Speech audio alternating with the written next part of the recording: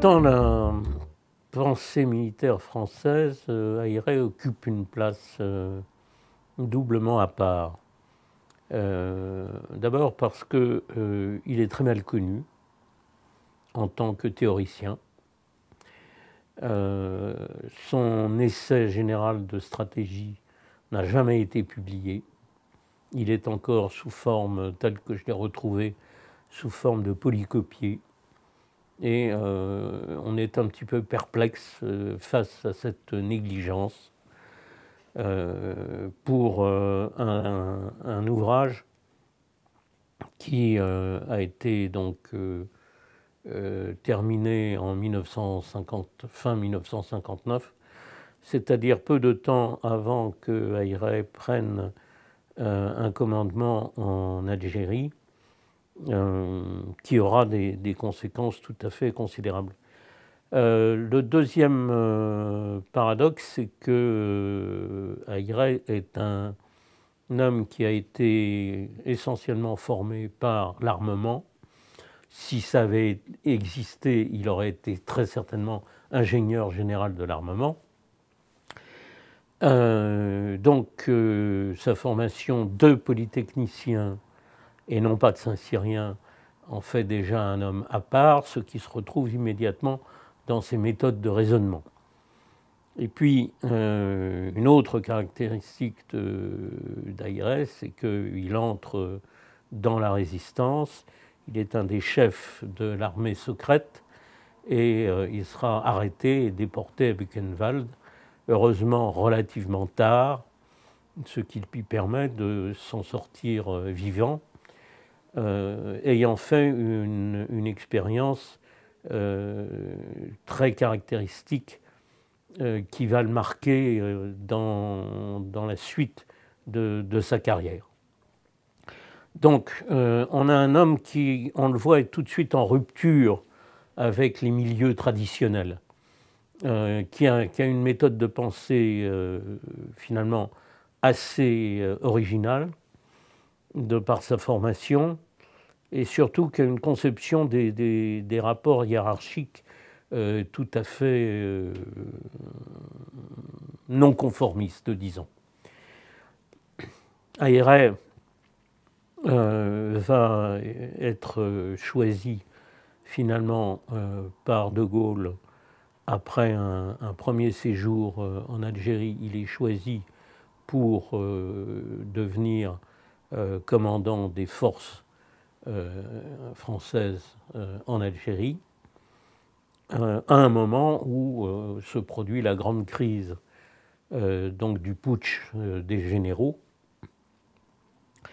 et Ailleret va prendre la responsabilité, pour lui naturellement la question de la fidélité au gouvernement et au général de Gaulle ne se pose pas une seule question, mais il va devoir réduire une véritable rébellion, et il le fait avec rapidité et avec une grande fermeté. Ailleret sera également toujours en poste au moment du développement de l'action de l'organisation de l'armée secrète, l'OAS, l'époque des plastiquages, l'époque des manifestations contre l'armée française par l'OAS, organisée par l'OAS, avec la manipulation des foules de pieds noirs. Et Ailleret réprime avec la plus grande énergie les activités de l'OAS, ce qui lui vaudra, bien entendu, d'être plastiqué lui-même, et surtout d'être considéré comme le responsable de la fusillade de la rue d'Isly, où l'armée, pour se dégager, a dû tirer sur la foule, ce qui a fait d'Ailleret une espèce de bête noire. Et c'est un homme qui, à l'époque, tout comme De Gaulle, a été haï à un point qu'on imagine difficilement quand on lit la littérature de l'époque, quand on lit en particulier les pamphlets de l'OS, c'est véritablement un appel au meurtre.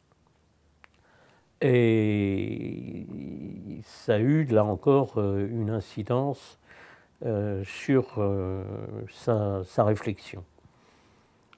Ailleret, par la suite, se voit confier par De Gaulle la responsabilité de la mise au point de l'arme nucléaire française.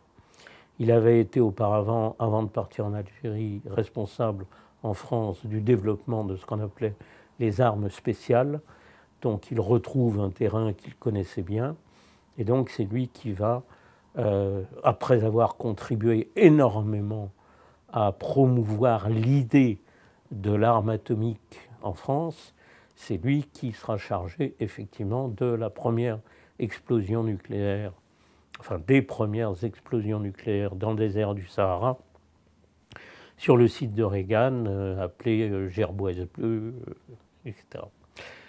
Donc Ailleret a, dès 1949, immédiatement, lui aussi, compris le bouleversement introduit par l'arme nucléaire dans tous les domaines.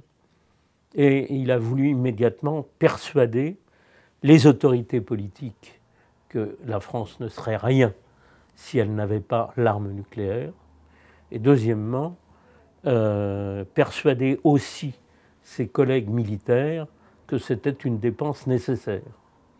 Or, si on se resitue dans le cadre de la 4e République, les militaires français sont soucieux de reconstituer une armée classique, c'est-à-dire une armée qui puisse s'intégrer dans le dispositif de l'OTAN, qui vient d'être créé en 1955, une armée qui soit en mesure de combattre en Centre-Europe, une armée qui, bien entendu, devra aussi combattre en Algérie.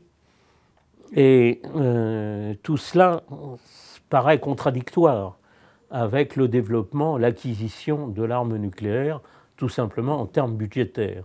Et il est incontestable que De Gaulle, mettant fin à la guerre d'Algérie, transformant complètement l'armée française, qui a été une des tâches majeures d'Ailleret, crée une bascule considérable entre l'armée conventionnelle, traditionnelle, qui est réduite, et le développement des armes nucléaires que va suivre Ailleret en tant que chef d'état-major des armées, poste auquel finalement l'appelle le général de Gaulle. À ce moment-là, d'abord, il va veiller au développement de tous les moyens nucléaires français. Il va également devoir se prononcer et intervenir à plusieurs reprises contre les critiques de ce qu'on appelait parfois la bombinette française, en disant que ça ne servait à rien, qu'on n'avait pas les moyens, qu'il était préférable de rester dans le giron otanien sous la protection des moyens nucléaires américains. Et Ailleret, très très vite, se démarque, bien entendu, avec De Gaulle, de cette position, en mettant en avant le fait que l'objectif était de faire en sorte que, comme disait De Gaulle, que cette guerre, si une guerre il y avait, soit celle de la France. Et pour qu'elle soit celle de la France, il faut avoir la liberté de choix, il faut avoir la liberté d'action, comme le disait Beaufre, et pour cela, il faut avoir une arme nucléaire qui soit strictement nationale et dont l'usage et le développement de la stratégie de dissuasion nucléaire permettent naturellement de se distinguer des choix faits par les autres. Et là, il y a évidemment parfois un malentendu sur Ailleret. Ailleret n'est pas anti-américain. Ayret considère que l'évolution américaine, notamment la mise au point de ce qu'on appelle la doctrine américaine de riposte graduée qui sera adoptée en 1966 par l'OTAN, ne correspond pas aux intérêts de la France, car la riposte graduée signifie une bataille en Europe, y compris une bataille nucléaire avec des moyens limités. Or, pour Ayret, pour De Gaulle et pour tous les autres, bien entendu, il n'est absolument pas question de ruiner totalement l'Europe occidentale avec un combat conventionnel massif et avec des armes nucléaires tactiques. Il faut donc avoir une dissuasion qui soit purement autonome, une stratégie qui soit purement autonome et donc distincte de celle des Américains, tout en restant naturellement alliés.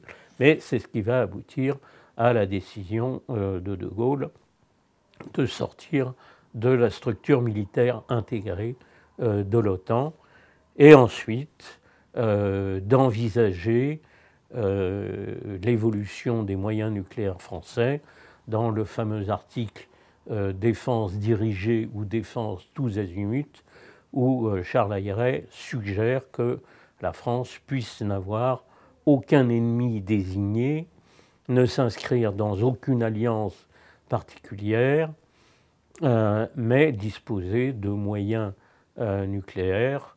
On sent très bien que bientôt on va avoir une force sous-marine invulnérable et donc des capacités de représailles absolument garanties, même en cas d'agression et de première frappe de l'adversaire. Et donc, dans ces conditions, ne faut-il pas envisager d'avoir des moyens qui sortent complètement la France de toute espèce de lien. Et là, on est évidemment à la fin de l'année 1967. Ayret va mourir quelques mois plus tard dans un accident d'avion, tout à fait un accident, même si à l'époque, il y a eu, pour les raisons que l'on peut imaginer, il y a eu des supputations sur n'était-ce pas un attentat de l'OAS, de la CIA. Le délire qu'il y a eu autour d'Ayret est tout à fait caractéristique d'une personnalité absolument exceptionnelle qui a pas nécessairement été acceptée par l'establishment militaire français.